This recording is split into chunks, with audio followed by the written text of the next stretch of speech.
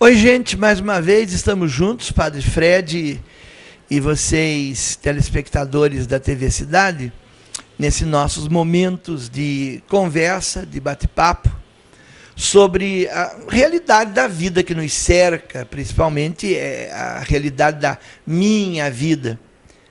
Porque, como padre, trabalhando na escola, tendo missa nas comunidades, então a minha vida é mais ou menos voltada para essa questão muito humana, muito de gente, muito de coisas de fé, de Deus.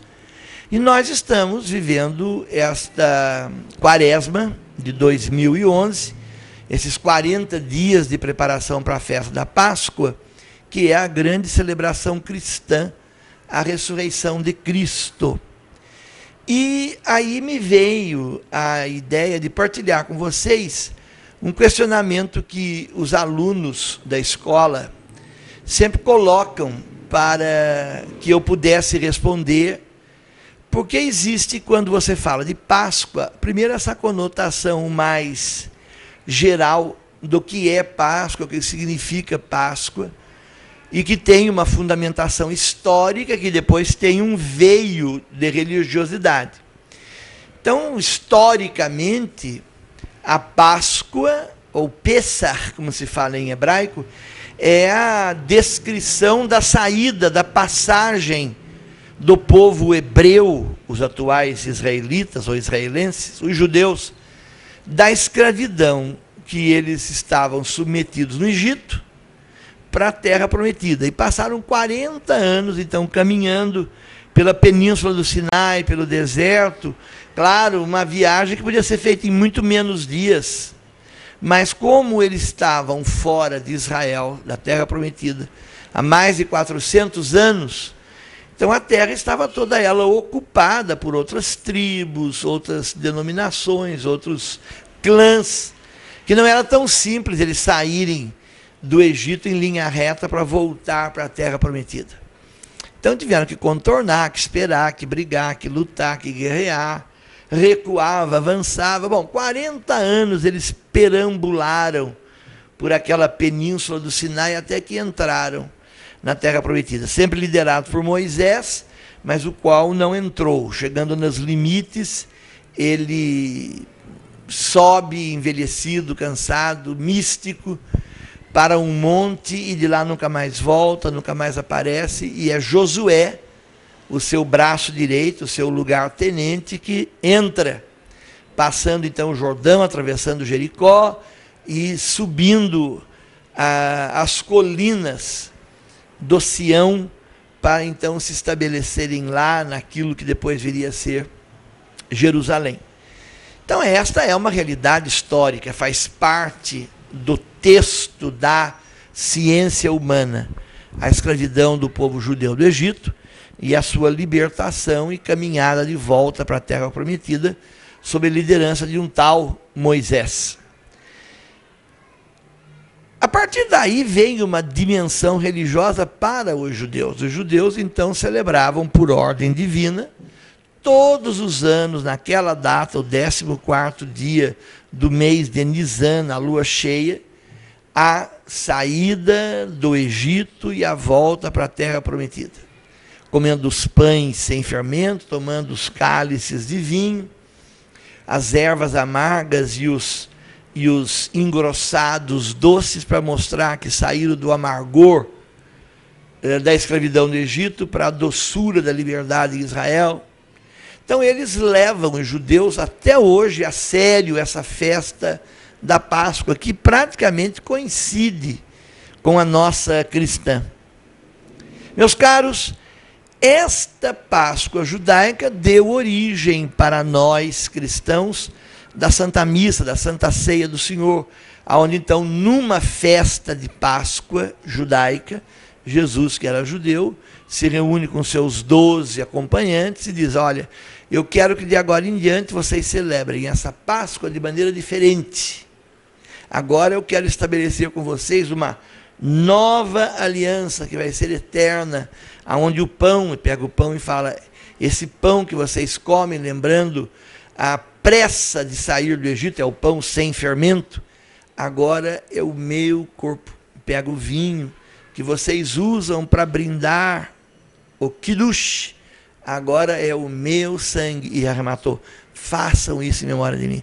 E nós fazemos, os católicos, diante de um ritual mais complicado, chamado missa, a Eucaristia, e todos os irmãos protestantes, evangélicos, mais a miúde ou mais espaçadamente, eles têm a celebração do pão e do vinho, do suco de uva, que eles chamam de a ceia do Senhor, em memória de Cristo, que diz: fazer isso em memória de mim. Muito bem, então, a Páscoa judaica deu origem para nós a essa celebração do pão e do vinho. O pão e o vinho, para nós católicos, eles em si sofrem essa passagem, essa Páscoa, porque nós acreditamos que na missa, ao trazer pão e ao trazer vinho, como oferta para o sacrifício, a hora que o padre pede que o Espírito Santo desça sobre aquelas ofertas, sobre aquelas oferendas, a hora que nós pedimos que o Espírito Santo bombardeie aquelas matérias de pão e vinho com a sua divindade, com o seu poder, então nós acreditamos que se dá ali o mistério da transubstanciação. Então a substância que muda, não o acidente, não o exterior. Então o pão continua exteriormente, né, ou externamente pão, o vinho, vinho, mas para aquele que crê, ali está então o corpo de Jesus, o sangue de Jesus. Então a Eucaristia é de per si uma Páscoa, uma mudança. E ela vem sendo celebrada, como Jesus mandou, naquele dia em que antecede a sua Páscoa. Ele matar a morte e ressuscitar para a nova vida. Então esse é, em tese, o tema das Santas Ceias. Embora para o evangélico não haja transubstanciação, existe uma transmigração.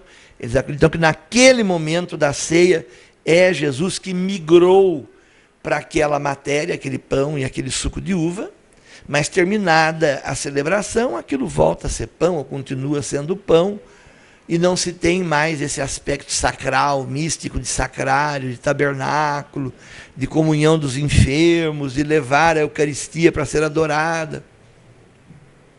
Os católicos, então, porque estão abertos à tradição, é bom a gente lembrar que a fé católica ela é embasada na Bíblia e na tradição dessa igreja que caminha essa vida de seguimento a Jesus. Claro, sempre pondo lá um pó de arroz, uma maquiagem do momento, do lugar, da realidade vivida, mas o cerne, o miolo da fé cristã é imutável.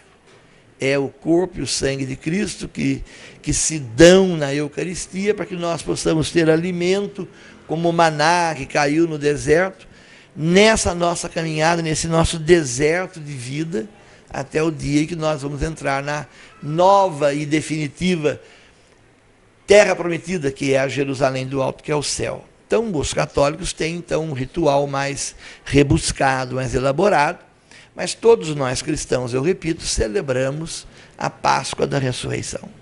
Então é aí que eu dizia, o católico mais cerimonial, o evangélico, o protestante com muito mais sobriedade, porque isso caracteriza as origens de uma e de outra igreja em Cristo.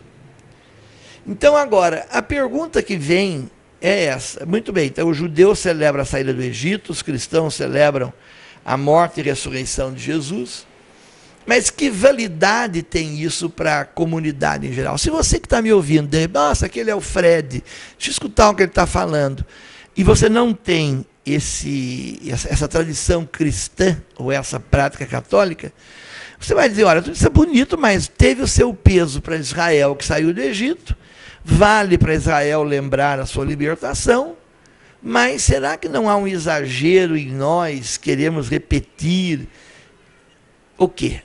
Jesus disse, fazer isso em memória de mim. Foi ele que pediu que nós nos lembrássemos dele, naquele ponto em que ele mais estava sensível à sua missão, que era de vir para morrer por nós, pelo nosso pecado, para a nossa salvação, e ressuscitar para nós termos uma nova vida. Ele naquela ceia, ele fala: olha, minha alma está angustiada até a morte, está doendo, mas eu tenho que passar para vocês a verdade desse momento que nós estamos começando a viver. Então ele narra, eu estou falando com minhas palavras, mas ele narra então, na sua morte, a morte que precisa acontecer em cada um de nós para o pecado, para que, acreditando na sua ressurreição, nós renasçamos para uma nova vida. Então, eu acredito que a Páscoa tem uma profunda conotação com todo mundo, até com você que me ouve e não é cristão. Porque nós precisamos de mudanças. Mudanças na nossa postura política, na nossa postura social, na nossa postura antropológica, na nossa postura existencial, na nossa postura de convívio e principalmente na nossa postura de ser humano, que não pode ficar dividido, como muitos de nós estamos, entre o que eu quero fazer e o bem que eu devo fazer e o mal que eu não devo fazer, mas a minha impotência de me libertar. Conclusão, eu tenho certeza que se nós pegássemos agora a câmera e saíssemos pelas ruas, entrevistando ao vivo, todos iriam dizer: eu espero uma mudança, eu espero alguma coisa de melhor, eu queria ser feliz, eu queria esquecer meu passado, eu queria me libertar de traumas, eu queria estar completamente renovado para começar uma vida diferente. Todos nós temos essa angústia de mudança, isso é Páscoa. Então, operar essa mudança na nossa vida com a graça de Deus, porque não adianta mudar por mudar ou mudar para pior, é mudar para melhor, é mudar para felicidade, e que só Jesus tem para nos dar. Porque você buscar as felicidades desse mundo, até há um momento de felicidade, mas é um momento que depois passa, acaba, e muitas vezes, ressaca, azedume, amargor na boca e no coração. Então eu queria que você, com muita serenidade, com mais liturgia ou menos liturgia, você cristão, praticante, ou chegando agora, vamos procurar nos deixar entrar em sintonia. O que a Páscoa significa para mim? O que essa mudança pode fazer para mim? No que eu preciso mudar para que eu possa ser feliz? Se nós fizermos isso com a graça do Cristo, quem celebra, celebrando, quem ora, orando, e aqueles livres pensadores que estão na sua, buscando com muita responsabilidade essa certeza de necessidade e de vontade de mudar para melhor. É o que nós precisamos fazer. É o que nós temos que viver. É inclusive o que dizia o presidente dos Estados Unidos, que está visitando o Brasil, né? Change, we can, yes we can, nós podemos mudar. Esse é o sentimento do homem, da mulher, do ser humano. Mudança para melhor, mudança para o humano, mudança para o divino, mudança já desta terra para uma realidade de felicidade infinita, que nós chamamos de céu. Feliz chegada de Páscoa para todos vocês.